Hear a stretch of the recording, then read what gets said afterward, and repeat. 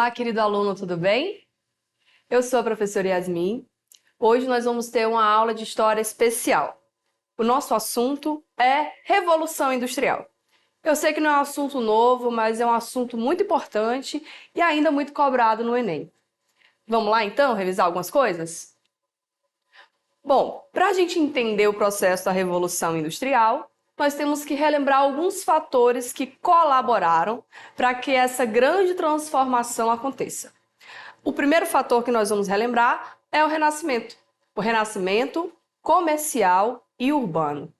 Sabemos que o renascimento é a volta do comércio e a volta dos ciclos econômicos urbanos depois de um período em que o comércio declinou lá na Idade Média. Não acabou o comércio na Idade Média, tá? Ele declinou, porque as pessoas viviam lá nos feudos, que eram autossuficientes. Então, com a volta do comércio e com a volta desse corriqueiro, desse cotidiano econômico, muitas transformações vão acontecer nesse âmbito. Uma outra transformação que vem logo em seguida ao renascimento comercial é o mercantilismo, que junto com o absolutismo, que é a concentração de poder nas mãos dos reis, esse modelo econômico ou esse suporte econômico, que é o mercantilismo, vai garantir o enriquecimento de muitos países. O metalismo, por exemplo, é uma das suas características. Vamos para dois próximos pontos que vão nos ajudar a entender o processo da Revolução Industrial. A Reforma Protestante, por exemplo, que faz mudar um pouquinho o pensamento das pessoas daquela época, né? Que viam o trabalho de uma forma diferente, que viam o lucro de uma forma negativa, com a hegemonia da Igreja Católica. E agora o pensamento protestante vai mudar um pouquinho essa visão com relação ao lucro. Logo, os burgueses vão buscar cada vez mais enriquecimento. Já o iluminismo é a cereja do bolo, né? O iluminismo ele vai mudar o pensamento de toda uma sociedade, na verdade, de toda uma civilização, né? Que vai trazer a liberdade de expressão, a liberdade econômica e vão trazer outros princípios que vão garantir essas transformações que nós estamos presenciando agora. Acompanhe aí o que significa revolução, já que estamos falando de uma delas. O conceito de revolução está ligado a uma grande transformação. Então, é um conjunto de mudanças que acontece lá, né, nos períodos do século XVIII e XIX, que vão transformar as formas de se relacionar com o trabalho. E ele também vai revolucionar o sistema econômico, porque vai consolidar o capitalismo de uma vez por todas, né? O conceito de revolução, então, ele traz transformação, ele traz mudanças. Tá, mas o que transformou e o que mudou? Então, a estrutura do trabalho ela vai agora se alterar. O primeiro método utilizado pelos trabalhadores era o artesanal, onde o trabalhador, que é o artesão, ele trabalhava sozinho e ele era dono dos meios de produção.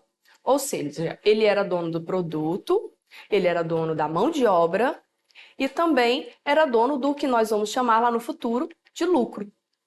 Com o avanço tecnológico, um avanço mais tímido, nós vamos ter aí a entrada de alguns recursos que vão auxiliar esse artesão, como, por exemplo, alguns maquinários, um tear, ferros de engomar, que nós temos hoje elétricos, mas naquela época não eram elétricos, entre outros. O trabalho ele passa a ser dividido. Os artesãos eles vão se organizar e vão dividir o trabalho entre eles. O trabalho ele passa a ser assalariado. E agora, com o advento do iluminismo e da Revolução Industrial, o trabalho ele passa a ser dinamizado e mecanizado. O proletário vai surgir e o trabalho vai ser dividido, ele vai ser seriado.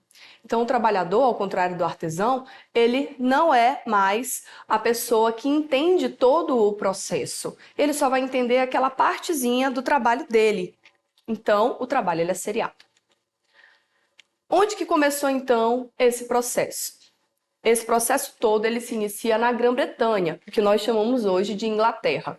Graças ao acúmulo de capital proveniente lá do metalismo, né, do mercantilismo, Os reis eles vão buscar riqueza nas colônias e acumulam esse valor, né, em metais.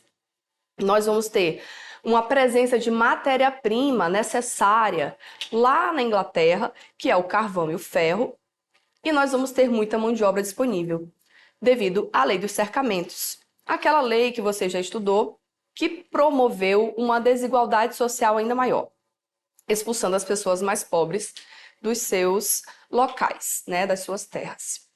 Houve também um incentivo do governo, que eram os burgueses. Então, essa revolução industrial, ela vai ser dividida em algumas fases, né? A primeira delas acontece ainda no século XVIII, marcado, né, pela máquina a vapor, a mais famosa. A segunda revolução já é no século XIX, marcada pela chegada da energia elétrica, né, da eletricidade, e também o uso do petróleo. Já a terceira revolução industrial é mais recente, ela marca a chegada dos computadores, né, da tecnologia da informação, e a quarta revolução industrial, que é a que nós estamos, né, hoje, que é a da nanotecnologia. Mas nós vamos falar das primeiras três, que é o que mais importa para a gente aqui em História, tá? Bom, a primeira fase, como eu já disse, começa, né, claro, na Inglaterra, que era uma grande produtora de tecidos, então as primeiras fábricas elas eram têxteis, e ela é proveniente do acúmulo de capital, do êxodo rural, dos cercamentos que eu já disse, né? Que fez com que as pessoas mais pobres perdessem suas terras na Inglaterra e fossem obrigadas a procurar as cidades e as fábricas, né, para trabalhar e sobreviver. Nós vamos ter também a exploração do trabalho infantil e o trabalho feminino desvalorizado. A segunda fase da Revolução Industrial já é a sua expansão pela Europa. Além das linhas da Inglaterra, nós vamos ter Japão, França, Bélgica, né? E a chegada do aço do petróleo vão revolucionar a indústria. Vamos entender então rapidamente a terceira fase para a gente poder avançar um pouquinho mais, né? Essa terceira fase, que é a mais recente, ela começa depois da Segunda Guerra Mundial. Você lembra da Guerra Fria, de todas as tecnologias que foram desenvolvidas durante a Guerra Fria? Pois é, a própria invenção do computador remonta à Segunda Guerra Mundial. É uma tecnologia de informação que foi muito usada na espionagem de guerra. E de lá para cá, né, a tecnologia ela só vem crescendo. Vamos falar um pouquinho agora das consequências, tá? Que você já conhece, mas a gente vai relembrar. Nós tivemos várias consequências da Revolução Industrial e nós vamos enumerar três tipos. As sociais, né, que são a luta de classe entre burgueses e operários, e o surgimento dos movimentos operários. Então, as condições de trabalho nas fábricas, elas eram péssimas, insalubres, e os trabalhadores não tinham direito a nada. Logo, eles começaram, então, a se organizar para reivindicar direitos. Nas consequências econômicas, nós temos a consolidação do capitalismo, o aumento da produção e da riqueza. Lembre-se que essa riqueza ela vai ficar concentrada nas mãos dos proprietários, nas mãos dos donos das fábricas. Os trabalhadores eles não têm acesso. Os trabalhadores são apenas operários, que só recebem o seu salário. Logo, nós temos uma concentração de renda. E lá no campo ecológico, claro, nós vamos ter cidades superlotadas, porque as pessoas saem do campo para ir para as cidades. Nós vamos ter poluição, desmatamento e o esgotamento dos recursos naturais, que são o carvão, que é o ferro, os minerais, todos os minerais, né? E também a poluição dos rios, dos mananciais e das florestas. Tendo entendido, né, todo esse processo, a gente está vendo aí o Charlie Chaplin, todo mundo já viu, né, esse filme, né, da Revolução Industrial, que é, assim, um clássico. Então, agora vamos exercitar o que nós relembramos. Temos aqui uma questão que está presente no nosso livro, na página 18, é a questão 9, e essa questão, ela tem dois tipos de textos, como você está vendo. Uma imagem e um texto. Logo abaixo da imagem, nós temos a referência, que diz trabalhadores em mina de ferro na Grã-Bretanha. Sempre que você for resolver uma questão de Enem, se atente para esse detalhe. Você pode ir, antes de ler o texto, você já pode ir lá direto nessa referência, que são essas letrinhas menores que estão logo abaixo, ou da imagem ou do texto, porque ele já vai te dar um spoiler do que vai ser dito na questão. Inclusive, você vai conseguir entender de qual matéria se refere, porque às vezes na prova você não consegue diferenciar se é geografia, se é história, se é sociologia. Então, com a referência, você consegue identificar mais ou menos, né, ali qual é a matéria. E aí você já consegue trazer o seu conhecimento à tona. Então, vamos lá para a imagem. Obviamente são fábricas, né? A referência já diz. E o texto, que vai falar de quê? Da Revolução Industrial, que está dizendo aí que ele substituiu o servo e o homem pelo operador.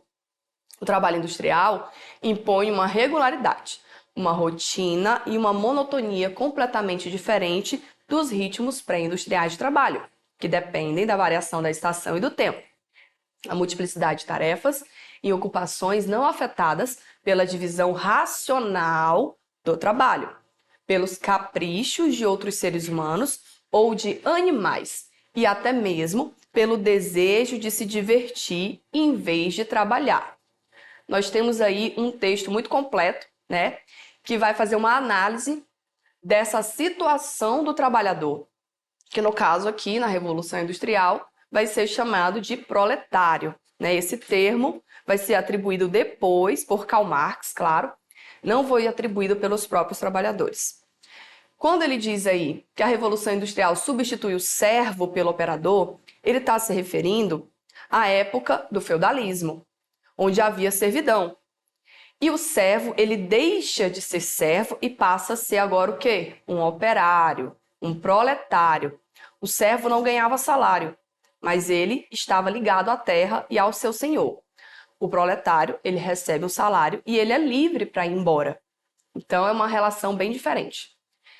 Aí nós temos uma rotina, uma monotonia, porque ele fica preso àquela rotina todos os dias. Ele tem o horário de entrada, o horário de saída, o horário de almoço, o horário de lanche, quando tinha lanche, né? Porque naquela época era complicado. E os seres humanos, eles estão sendo aí às vezes até comparados ao trabalho repetitivo de um animal, né? Ou no caso, ele está dizendo que é um trabalho racional, mas se a gente for analisar, em muitos casos, não se precisava pensar, porque o operário ele se torna descartável quando ele realiza apenas a mesma função, que é a divisão do trabalho. Então ele vai apertar um parafuso e é a única coisa que ele sabe fazer sobre aquele processo. Ele não sabe, por exemplo, fabricar o carro inteiro. Logo, a sua mão de obra ela se torna dispensável. E ele está aí no finalzinho, arrematando, dizendo que o desejo de se divertir, ele é muito maior do que o de trabalhar. É óbvio, né? Até hoje a gente sabe que isso acontece. Vamos agora para as alternativas. Analisados os dois elementos, vamos entender agora o comando da questão. Com base na análise da gravura e na leitura do texto, é correto afirmar que a Revolução Industrial, letra A, determinou novas formas de ocupação do solo e submeteu o homem aos novos tempos da natureza. Foi isso que aconteceu? Foi o tempo da natureza aqui que foi respeitado? O trabalhador, ele não gasta o seu tempo do amanhecer ao entardecer? E ele, às vezes, nem vê o sol nascer ou o entardecer. Então, os trabalhadores das fábricas viviam o tempo da natureza? Não, né? Na letra B, preservou a paisagem e o modo de vida do meio rural. Eu não vou nem continuar, né? É óbvio que não. Se houve desmatamento, se houve destruição e desequilíbrio, não houve aí o respeito, né, pela natureza. Letra C, alterou significativamente a paisagem natural e reduziu o operariado ao ritmo impessoal das máquinas. Vou deixar você pensando nessa alternativa aí, tá? Letra D, degradou o meio ambiente, mas significou o fim dos trabalhos monótonos, regidos pelo ciclo da natureza. Em que momento o trabalhador da fábrica estava ali regido pela natureza ou em que momento acabou o trabalho monótono? Ele ficou super divertido, né? Nas fábricas, insalubres, quentes, trabalhando muito, ganhando pouco. Letra E. Contribuiu para a preservação das jazidas de minerais e valorizou o homem por meio da divisão racional do trabalho. Nós estamos lendo todas as alternativas, que é para você aprender a eliminar as absurdas. É claro que a letra E aí é uma absurda, né? De que forma que a gente vai colaborar com a preservação do meio ambiente se a gente está destruindo ele? Então, as jazidas minerais são as jazidas de carvão mineral. Lembre-se que o carvão usado nas fábricas era o carvão mineral. Então, ele tem que ser extraído do subsolo, causando, claro, danos à natureza. Acho que você já entendeu qual é a alternativa correta, né? Letra C. Alterou significativamente a paisagem natural e reduziu o operário ao ritmo impessoal das máquinas. Aperta botão, bate o ponto, vai para casa, volta. Então a vida do operário se resumia a trabalhar. Não se esqueça que eles trabalhavam, às vezes, de 16 a 18 horas diárias. Então não dá pra gente marcar nenhuma alternativa que diga que ele estava ali seguindo o tempo da natureza. Bom, meus queridos alunos, essa foi a nossa aula de hoje, né? Nós utilizamos o livro didático, que você provavelmente já recebeu, né? Da editora aí, a Prova Enem, da coletânea Prova Enem. Se você ainda não adquiriu, adquira. Eu estarei com você nas próximas aulas. Foi muito bom compartilhar com você esse momento. Então, continue com a gente para aprender um pouco mais. E até a próxima!